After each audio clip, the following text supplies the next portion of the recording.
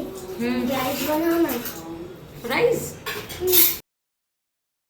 आजची डिमांड आहे फ्राईजची. चला बनवूया फ्राईज, ते पण वेगळ्या पद्धतीने. सुट्ट्या लागल्या की मुलांना रोज काही ना काही छानसं पाहिजे असतं आणि फ्राईज तर मुलांचा सर्वात आवडता पदार्थ. बटाट्याची सालं काढून त्याचे मोठे मोठे काप करायचे आहेत. या बटाट्यांना आपण शिजवून घेणार आहे, त्यामुळे याचे फार बारीक तुकडे करायचे नाही आहेत.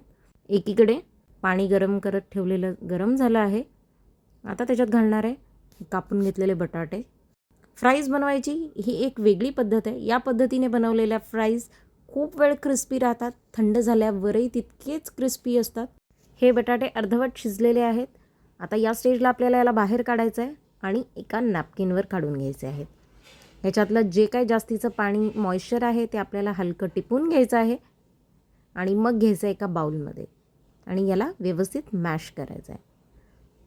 पूर्ण व्यवस्थित मॅश करून झालं की आता याच्यात ॲड करायचं आहे कॉर्नफ्लॉर, 2 मोठे चमचे, चवीप्रमाणे मीठ, थोडी जिरेपूड, मिरेपूड आणि चिली फ्लेक्स. हे आता व्यवस्थित मिश्रण एकजीव मिक्स करून घ्यायचं आहे.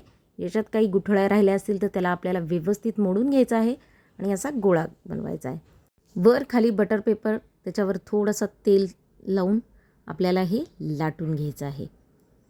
लाटल्याने हे एकसारख्या होतात फ्राईज आणि छान पण होतात. इथे याला मी व्यवस्थित एका आकारात सेट करून घेते आहे. अशा पद्धतीत व्यवस्थित सेट करून आता त्याला लांब लांब काप करायचे आहेत. हे एकदम सोप्या पद्धतीने काप होतात. आता याला ठेवणार आहे फ्रीझरमध्ये 15 मिनिटांसाठी. तेल गरम झालं आहे. 15 मिनिटांनी याला गरम तेलात तळून घ्यायचं आहे मध्यम आचेवर. आकाराला मोठे असल्यामुळे ह्या तळायला पसरटशी कढई किंवा पॅन घेतल्याने हे तळायला सोपं जातं. याला सुरीच्या मदतीने अशा पद्धतीत तेलात सोडायचं आहे आणि अलगद तळून घ्यायचं आहे. जोपर्यंत एका बाजूनी व्यवस्थित होत नाहीत तोपर्यंत याला हलवायचं नाही आहे. एका बाजूने छान झालं की मला उलटून पलटून छान तळून घ्यायचं आहेत. हे आपले फ्राईज तयार आहेत. लॉंग फ्राईज नक्की ट्राय करून बघा. शर्विल काय हे घे.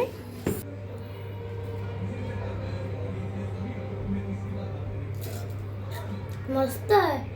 इतके क्रिस्पी आणि क्रंची की आता फ्राईज असेच बनवाल.